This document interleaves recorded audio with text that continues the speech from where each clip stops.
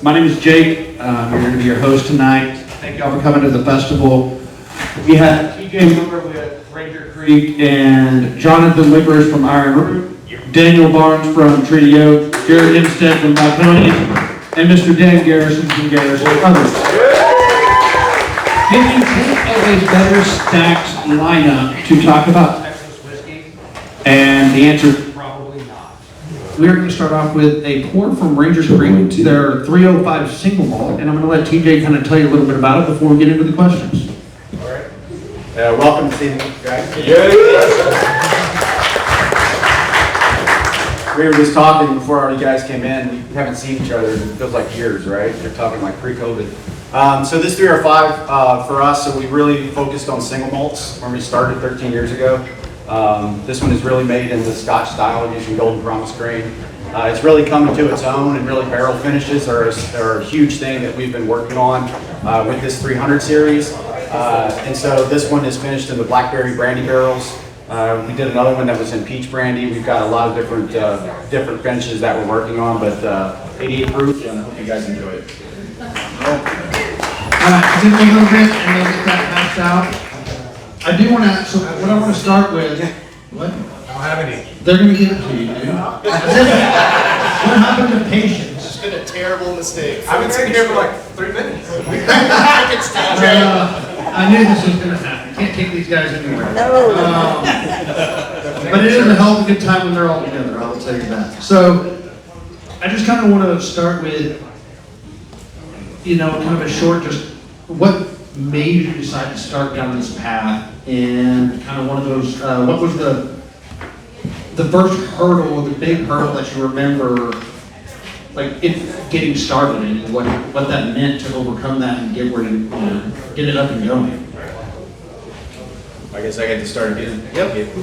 So I started as both a home brewer and a home distiller. Don't tell anybody. I tell people it's legal to make beer at home, but it's illegal. I gotta say, as long as you don't blow yourself up and start selling out of the back of your car, you're probably okay. At that point, I remember doing beer and working in corporate jobs, and I would go to people that had parties and retirement parties, alumni parties, and say, hey, what type of beer do you like?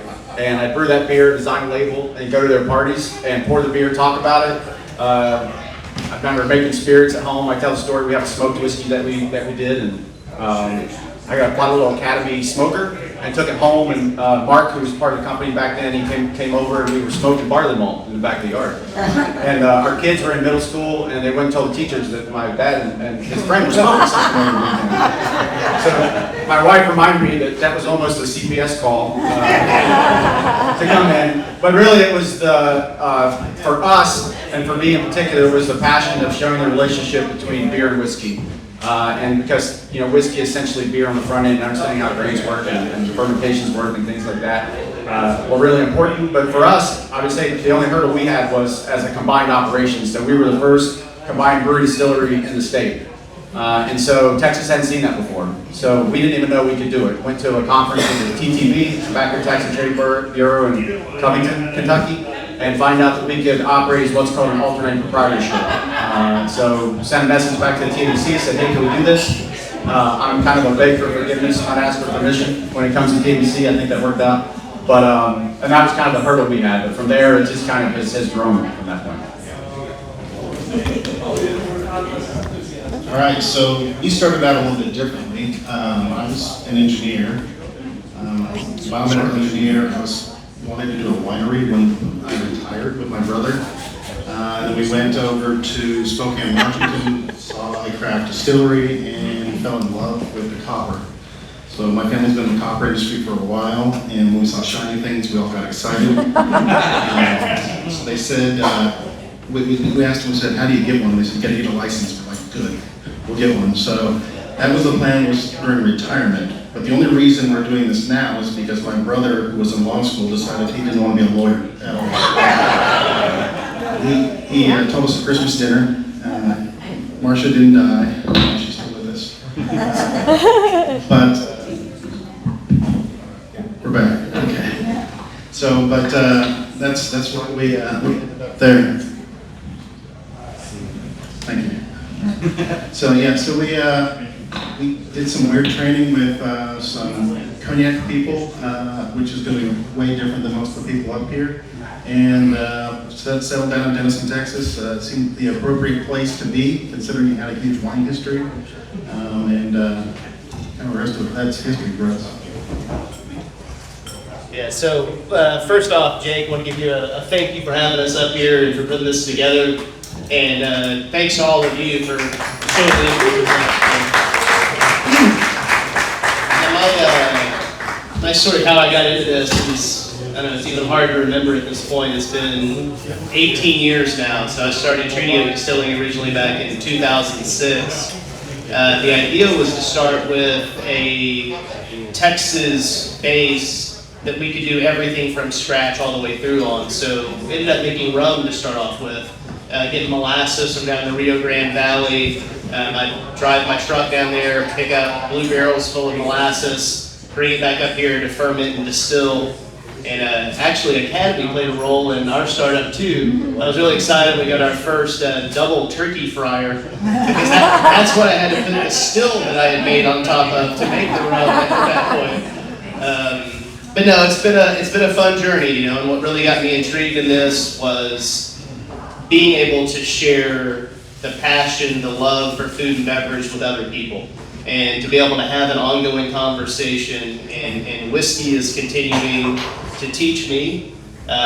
You know, we're now at a point at Treaty Oak where our focus is more on consistency, less so about the innovation and the part that I was so involved in. It's about tasting the whiskey every few years, seeing where it's getting to, going through that process. But it's humbling to see the group that's up here and know the fights we've had at the Texas Distilled Spirits Association level, and the different things that we've gone through to get it to this point. So just happy to be here today. Oh man, it's really hard. So it sounds like somebody all actually had a plan. And it also doesn't sound like it went any easier that way either. But ours was kind of that whole, you know what the next thing to do, the next step you're supposed to take is, where you're kind of looking down, and then one day you look up and realize kind of how far in some weird direction you've really done. But yeah, like a lot of people started with home brewing, fell in love with single malts, and if you kind of are DIY leaning, if you love something, if you have a relationship with something that you enjoy using and you appreciate, the most obvious thing to do is try your hand at it. So we were doing that, and then wives got upset with all the crap that we built was in the garage. Waco real estate's cheap. We bought a building for like 45 grand cash, about the size of this room. Underneath the bridge. And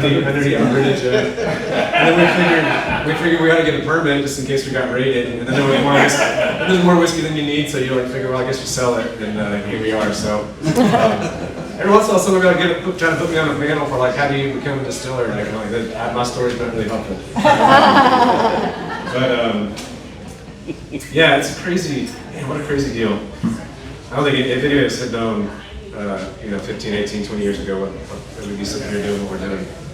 I don't know. I wouldn't believe it if somebody had tried to tell us. But it's a huge gift, and we only get to do it because y'all support Texas Spirits. So thank you guys for enabling this crazy life we get to have here. Thanks. I still don't have whiskey. Hey, in the panel, before y'all do the next one, in the panelists get a sample? I mean, y'all kind of forgot us. Sam's not talking until you give him a sample. Yeah. Damn right. Well, Dan's long-winded, so we have plenty of time to get the sample before it's time. Yeah. Crickets. So, I was working in the sex trade, and I wasn't making any money as a topless dancer. And I lost my job. And I said, Nancy, how are we going to support the family? And she said, you need to get out there and get a job. And I said, well, okay, can we open a strip club? She said, no. I said, well, she said, what else do you like? And I said, well, I really like this bourbon whiskey shit that I drink every night.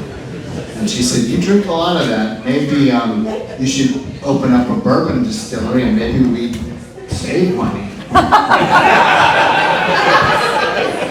And that's kind of the way we fell into this crazy industry. And I couldn't be happier, and I love it so much. It's a treat. good bourbon and good whiskey with new friends every single night. So I have the greatest job in the world. Thank you for supporting me along the way. Thank you, Kimberly, for keeping me out of jail.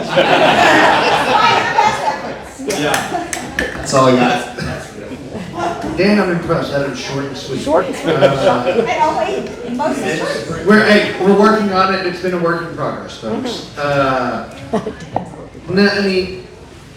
But just besides the regulatory things or how you got into it, Texas has faced some challenges over just on how we age whiskey and that aging process and what the climate does to Texas. And as the pioneers in this space, I mean, y'all had to learn a lot on the fly.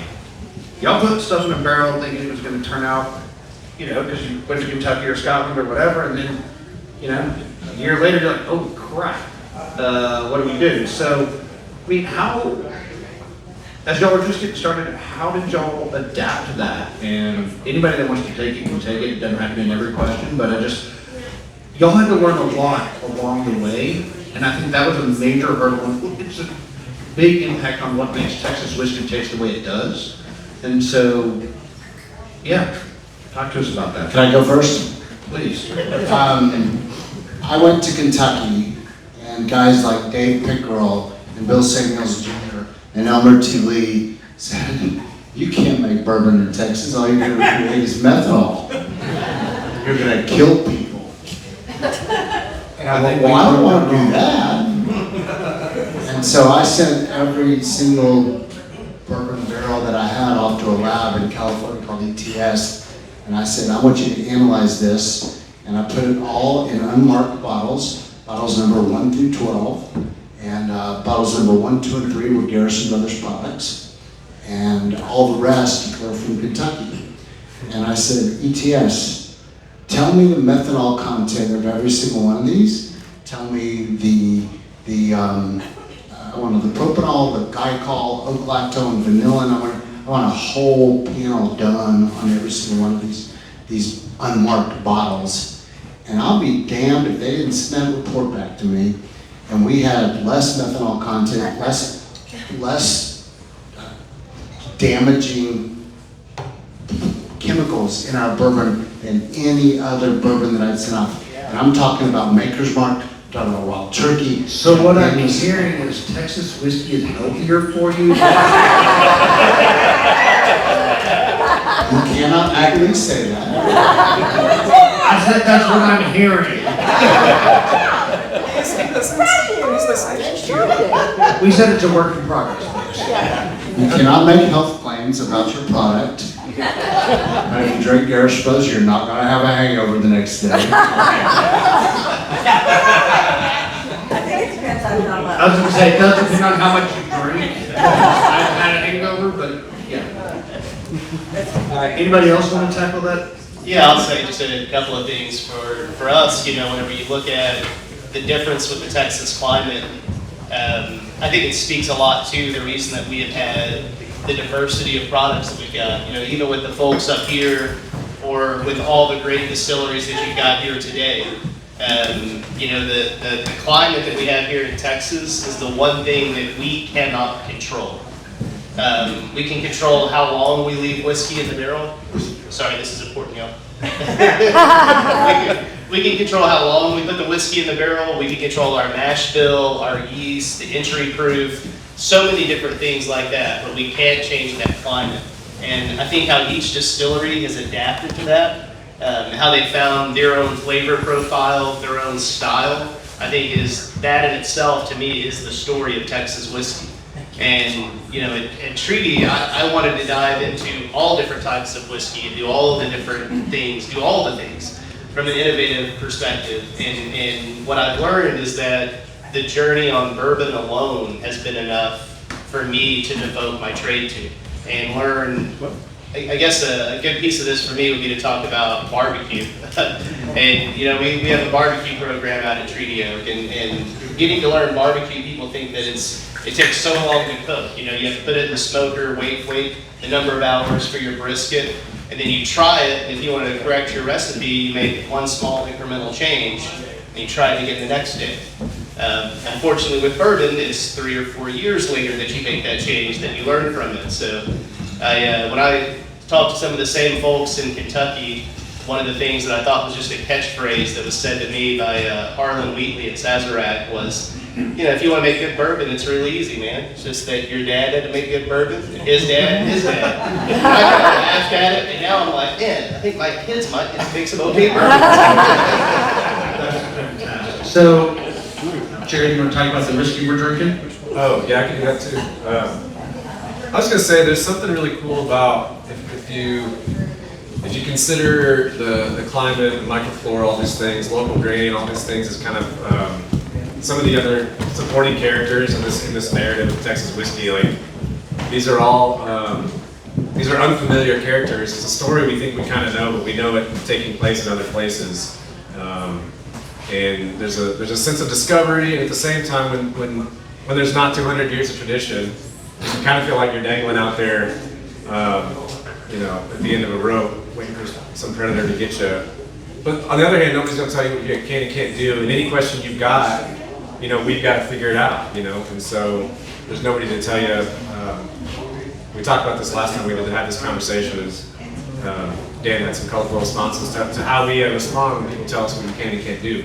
But there's a relational component to figuring out not just Texas. None of us even work in places that have a similar personality, a similar character.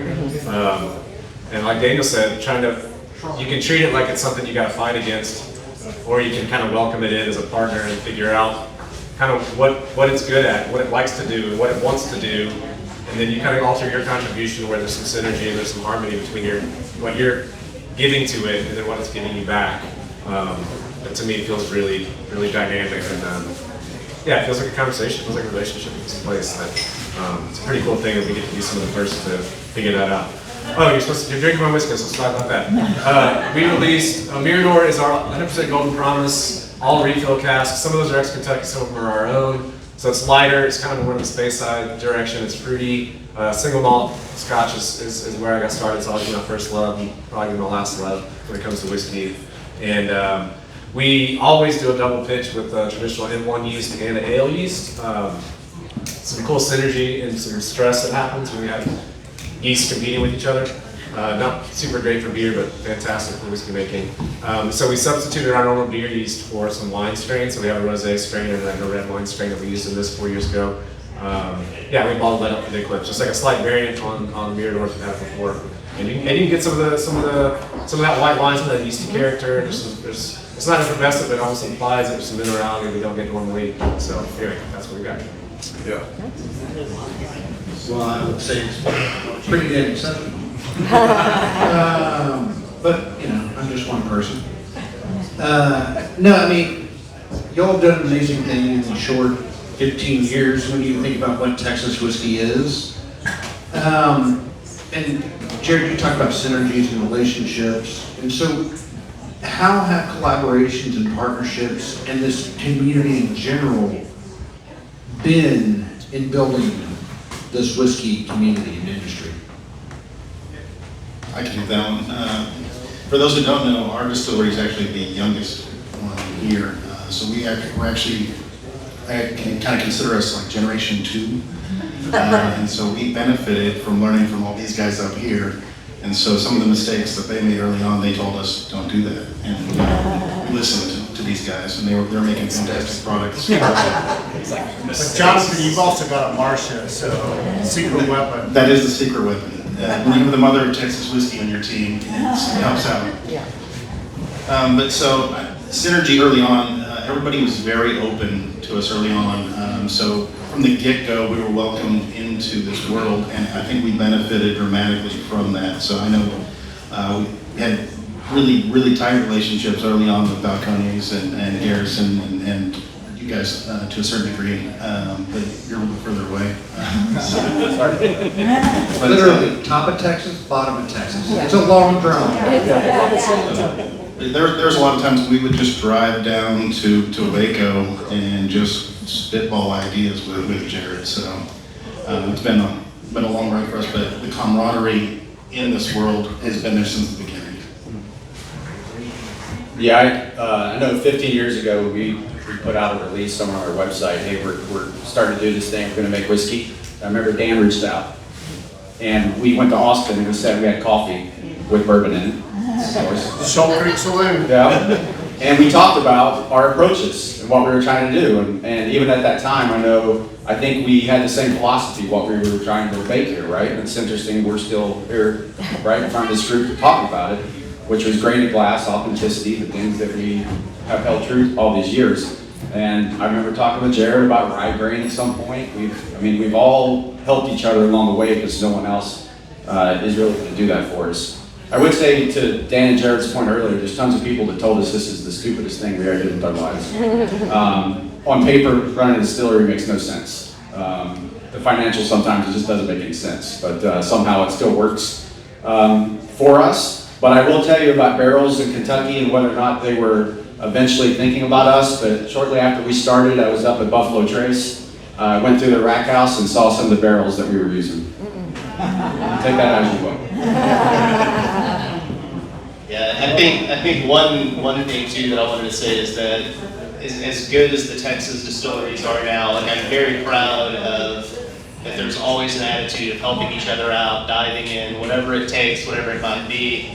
Early on for me too, I feel like I'm talking like BC, it was so long ago.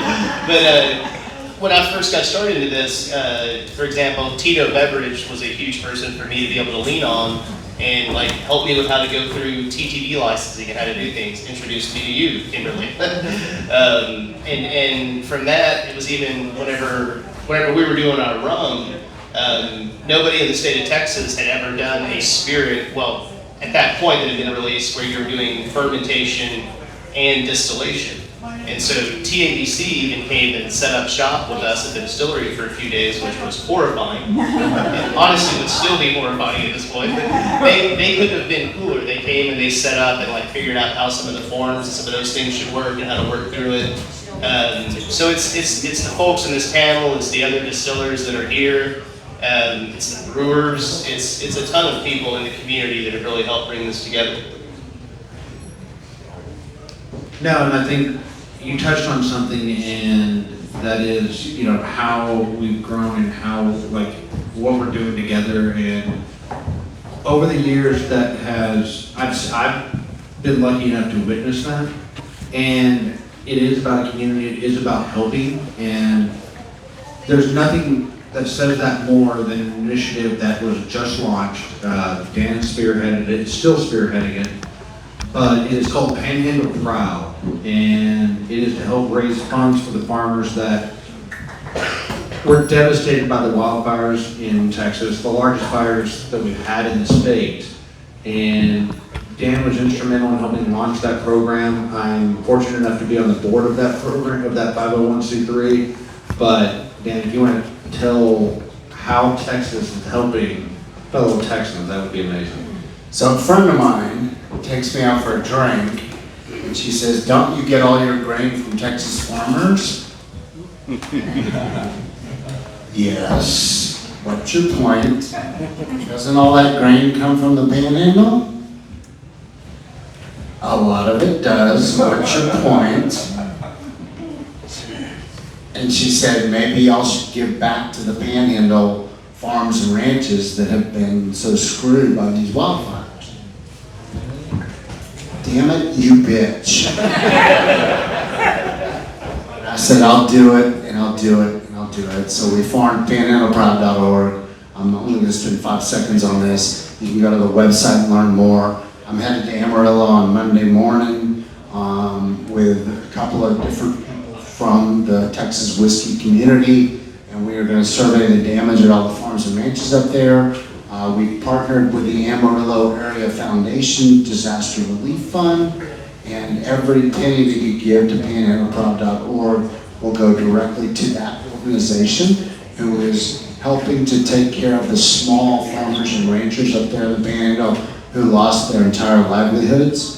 And that's what Panhandle Proud is all about. And I hope y'all would consider going to our website, panhandleproud.org, and making a contribution. And if you look around all of the tables that you're going to see here tonight, there are buckets on pretty much every table that say panhandleproud.org. And if you reach in your pocket, pull out a 20, pull out 100, stick it in those buckets, all that money's gonna go to the. So you can also put it in the bucket, or you can scan the QR code on any of the distillers' lanyards, and there's a link to panhandleproud.org that'll allow you to give money directly online. We really appreciate it. I will report back when I get back from Amarillo next week with videography and photography of what's going on up there, so that y'all can really see the reality. So that's what we're all about. So, absolutely, fully supported. As someone that grew up in the Panhandle from Buenos, Texas, I have a lot of friends and family that did that, so it's an important cause for me as well. What y'all are drinking, though, because that's the important thing, is part of the Tejas collaboration series that I do with different distilleries across the state. This one is with Ranger Creek.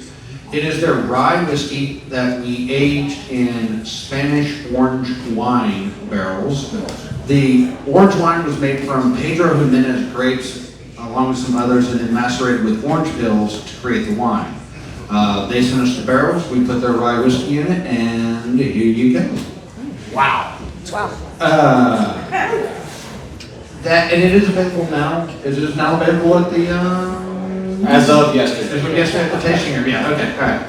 Now, so, I said earlier, we've come a long way with, learning how whiskey matures in Texas and all of that. Where do y'all feel we currently are? How do you think we stand up to whiskeys around the world? I mean, I know how I feel, but I'm curious from your perspective. The whiskey that you're making, the heartfelt things you put into it, where do you think it stands? How do you think we're doing? Report card time. I think to me, the biggest thing I can speak towards is that the diversity of the products that we've got and the quality in that diversity. I don't know of anywhere else that you're going to find this broad of a spectrum of different signature whiskey styles in one single geographical region. And I think that goes back to some of the earlier discussion of how we've dealt with the climate, how we've dealt with things, but in my opinion, I can now honestly say I think Texas whiskey is pretty kick-ass, and I think we got a good future ahead, man. Woo! Also Anybody else want to weigh in? Yeah, I mean, part of what's helped, at least, we don't just make single malt, but that's kind of been our main focus for a long time. And kind of the growth of just global malts outside of the UK has helped some of that conversation. Probably similar to what bourbon folks have to apologize and convince people that you don't have to make it in Kentucky. The same thing, like, oh, that's a scotch, I would drink scotch, like even tonight. Single malt's not scotch, but with Taiwan, with India, with Australia, obviously Japan's been growing in stature for decades with their single malt program. I've been on more than one panel, not in the US, in London, where the whole point was to discuss hot climate and whiskey maturation. The fact that that's even on people's radar, not only is it on the radar, but we're going to get people from all over the world that do that and talk about similarities. And you watch consumers and magazine reviews, that kind of stuff, seeing similarities. I'm like, oh yeah, there's some things that hot climate does, and so there's some synergy going. And that's one of the things that's helped us a lot. Kind of not have to just say the same things over and over and trying to convince people that some things are true that they don't know are true, or things that aren't true that they believe are. But yeah, it's really been cool. But both of American single malt and Texas whiskey, which are kind of like our main two ruts that we get stuck in. Yeah, I mean, the quality is just crazy. I mean, we could probably all pull out early bottles, and I don't know that we would even like it. So if you had anything early from us, then you didn't abandon us and stuck with us. Thanks for patience. Patience. Yeah. And kindness. Anybody else? I was going to say, I think we've learned quite a bit in the last few years, just from the time that we've been involved. Things have come dramatically differently. So the kind of the transition from itty bitty tiny casks into much larger casks. I know some of us are even using oversized casks and things like that are really helping out the maturation. I think the future of Texas with used cooperage is massive. And we've come a really long way. I think we still have to figure out how each of our own climates works, because what they're doing down in Austin or Waco or San Antonio is very different than what we're dealing with up in Texoma. And so I think each region kind of has to figure out and find their own way. Yeah, it's a big state, and I would tell you, we're always compared, the bourbon's always compared to Kentucky, and the single malts are always compared to Scotland. And that's where we start, right? When you start growing outside of Texas, it gets a little harder. I guess I just look forward to the day we can define our own category of what Texas whiskey and Texas eventually single malts, because of the heat, the climate, and things we have, that we are recognized as our own type of whiskey. That's looking forward to that day. And I would agree. I think y'all best bourbon, best single malt, best craft producer.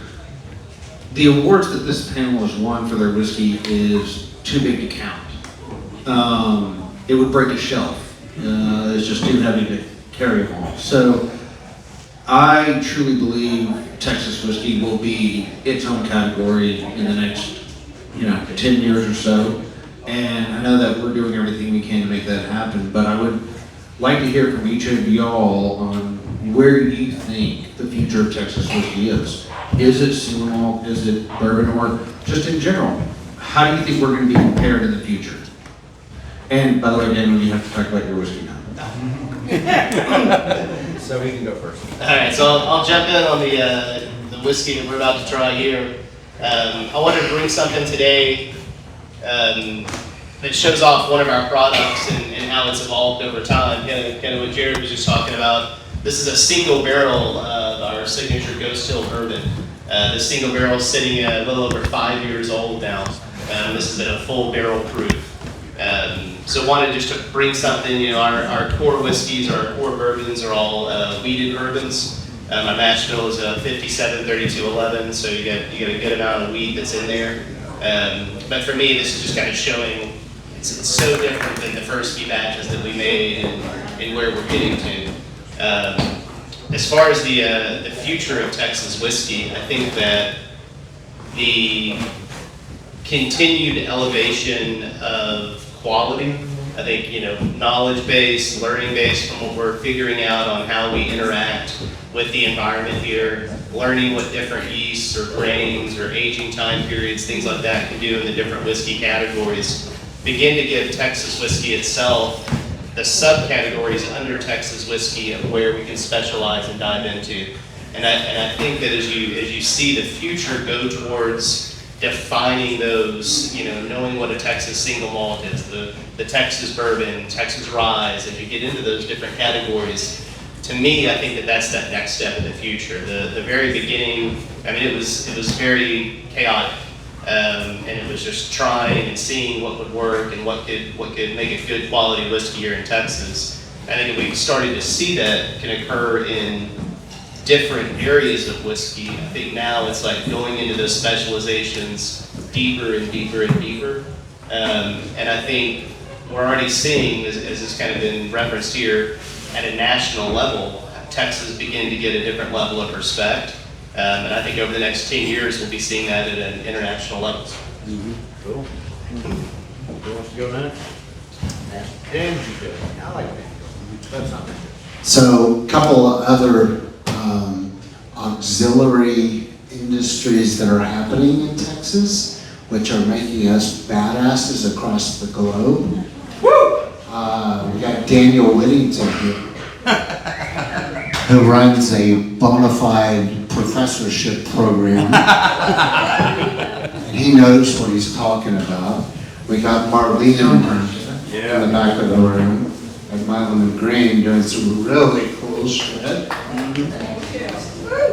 Yeah. So I think we're doing okay.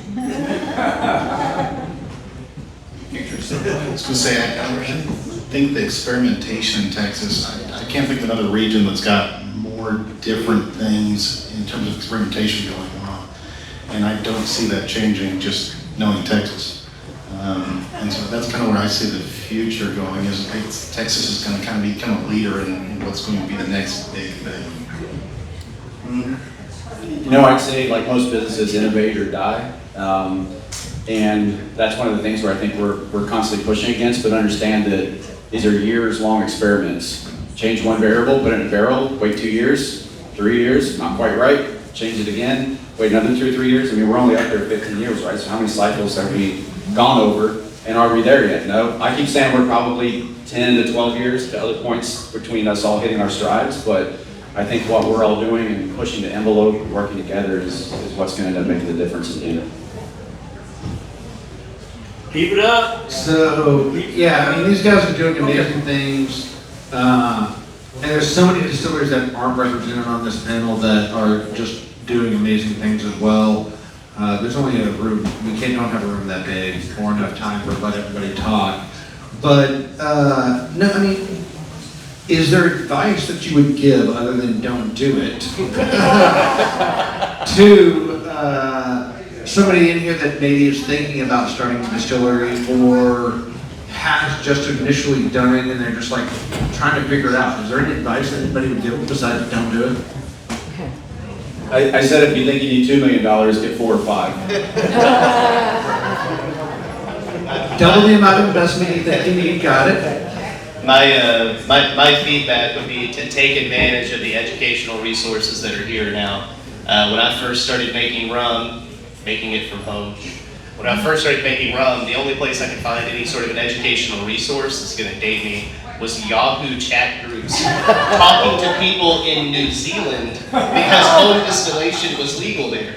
So the resources that are available now are so different. Being able to use that, not necessarily to copy it, but one of the things that I love is a Japanese word, hanzoku. Hanzoku means to rebel from a place of knowledge.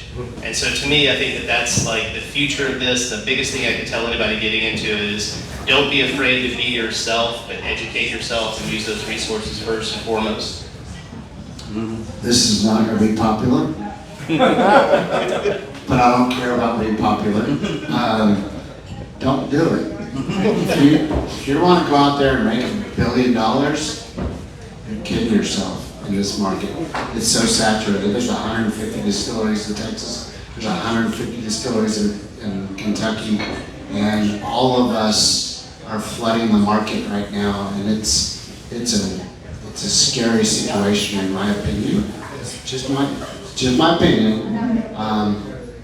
Go for it if you want to, but do it for fun. Don't do it for profit, because it's going to be really hard over the next 5 years. And trust me, we've been around for 20 years, and we're feeling the pain in 2024. So, I know. Like you had to bring it down like that. We were in a positive subject. So, no, actually, I'm just going to switch the subject. We're going to switch it. So y'all have all released over the years multiple expressions of different things.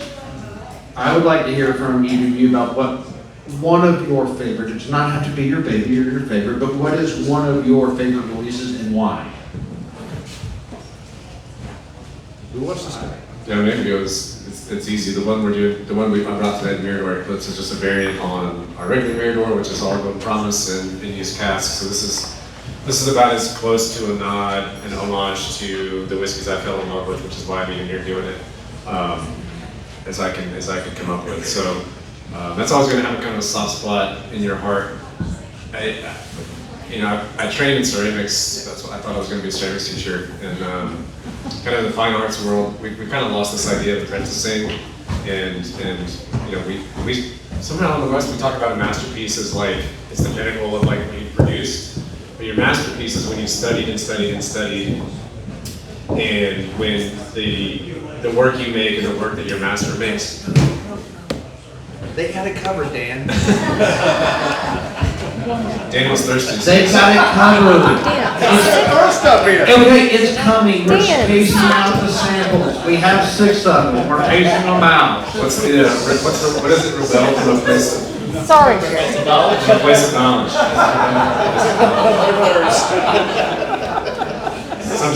Sometimes we do that. But anyway, the idea of the masterpiece is you're apprenticing, and you don't get to do your own work. You don't get to put your own fingerprint on it. You're trying to learn the techniques and what leverage you can pull with your trade. And then one day, when I can make something that is indistinguishable from my master's work, you've mastered the tools, and now you get to go do whatever the hell you want. So the masterpiece is when you can nod, you can kind of tip the hat to who trained you, who inspired you. So Mirador for me is not about getting weird, it's not about self-expression, it's about where you come from and kind of what started the fire for you. So that's a good one for me. Are we past the point of listening? Yeah. Sorry. I've been done for a while, Jake. Well, Jonathan's gonna go next. Two birds, one stone with this. So the one that's getting passed out right now is one of my favorite releases we've ever done. So this is going to be our Harbinger cigar blend. For those who don't know what a cigar blend is, we didn't actually put cigars in this. What? Yeah. It's a disappointment, I'm sorry. A cigar blend, traditionally, say in the brandy world, was meant to be a carefully selected cast that would pair well with a cigar. And so this one means a lot to me because we've been curating this for the last 40 years. Hey, everybody, I know that these things kind of fall apart at the end, and we're like topic, so. Hey guys, it's really hard a to few hear. minutes, come on. It's really hard to hear. Cheers. All right. So this one has some very special barrels to me in it. Some of those include like really old barrels, like barrel 9 and 10. There's actually barrels 75 and 77, which Jared actually came up and distilled with us. Back in the day, our chiller was not very good, so we had to distill it at night during the summer. And so Jared mistakenly thought that would be fun. So he and Zach came up and helped us distill that. Yeah. Drink sherry all night? We kind of made whiskey. We did kind of make whiskey. But so we've got some of those barrels in there. We've got 5 barrels of high rye in there, and we've only produced 9 barrels, so I really like those. I actually put a little bit of both my kids' barrels in there too, just because it meant a lot to me. So, but That would be barrel 1. yeah, barrel number 1. There's a liter of that in there. So you are drinking something very special. Yeah. What is this on? Thank you. So this is not finished at all. So it is actually straight bourbon whiskey. So it's just carefully selected casks. So what I would say, and I'll be pretty quick, because it's not an individual barrel or product for me, but a few years back, I guess it was about 6 or 7 years ago, I started taking the time, and this sounds more like a hippie thing, but I started taking the time to at least once a month to kind of sit down and journal out the people that I was working with and the experiences that I'm having and the barrels that we put back at the same time. And so for me, it's a really interesting thing. It's like I come here today and I see a handful of people that are really special to me that I've gotten to work with, that have taken their career and moved on and done different things. But when you get to look at a barrel number and then go back and look at the place and time when you filled that barrel, it's really special to see how your life has changed and what's gone on, the people that were involved and what's gone on with it. So to me, it's each one of those individual experiences that I really treasure and it's really valuable to me. I don't know if any of you guys like smoke, Reverend Jared, Ardbeg, Lefroy, Lagavulin, some peaty stuff. I really fell in love with those kind of German kind of rush smoke beers, like meaty, obviously just smoking grain, but the one that really was just a distillery only release for us, which was a heavy smoke, which was 100% of the barley malt smoked with mesquite over several hours, just really super phenolic, and if I closed my eyes and you had it, you might not be able to tell the difference. So that's my favorite. Yeah. Dan, you don't have a favorite? You know what? You don't have a favorite if you're I do, and I tried to pour it for everybody. Okay, you're going to. We saved it for last. My God, impatient. Yes, Dan, you can talk about your favorite one because they're pouring it right now to pass out. So my favorite is the Lady Bird. Because my bride over here has been bitching at me, encouraging me for 20 years to make a honey-infused bourbon whiskey. So we did that. And my whole staff was like, get her off my back. And so we made something called honeydew. And then we took that honeydew and we transferred it into cognac casks. And that became Lady Bird. And it's so fun because we've got little packets of wildflower seeds on each of the individual bottles. And for every bottle you buy, $5 goes to the Lady Bird Johnson Wildflower Center. Nancy served on that board for like 20 years or something. And she arranged a dinner one night with Lady Bird Johnson. And I sat down with Lucy Baines Johnson and I said, I have a question I really need to ask your mom. And she said, well, what's that question, Dan? And I said, so Lyndon, when he was out on the campaign trail, he was accused of drinking Cuddy Sark periodically, but when he was in Kentucky, he was caught drinking Old Forester bourbon. And I said, what the hell did he really drink? And so this is after Lady Bird had had her stroke, and Lucy Baines gets down in front of Mama, and she says, Mama, Dan has a question for you. And she whispers the question to Lady Bird, and Lady Bird whispers back to Lucy Baines, and Lucy Baines says, Daniel, Mama said that Lyndon drank whatever he needed to drink to get the votes.